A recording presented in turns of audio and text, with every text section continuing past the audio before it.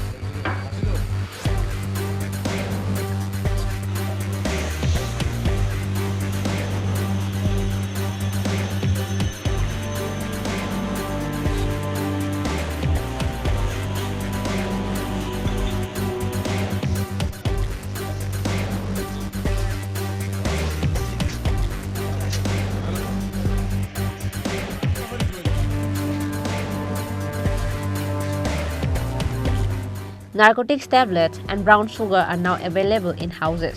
1 person each from every village will lose their lives because of drug abuse and AIDS disease. The youths of the state are on the path of death of drug abuse. Huge amount of brown sugar was recovered and seized from the house of Sabuj Mia in Town Sonamura area of Udaipur on a raid with the help of secret sources on Thursday night. Radhakisharpur police arrested 2 people at the incident. Likewise, police arrested another 2 dealers in Udaipur, Rajnagar and Matabari area on Thursday night. গতকালকে সন্ধ্যা রাত্রিতে একটা secret information অনুযায়ী আমরা একটা red করি town সোনামুরাতে Suraj মিয়া চৌধুরী নামক একজন ব্যক্তির বাড়িতে, এবং আমরা ওখানে রাজীব সোম নামে আরেকজন ব্যক্তিকে আটক করি এবং এখানে কিছু এনডিপিএস সাবস্টেন্স পাওয়া যায়।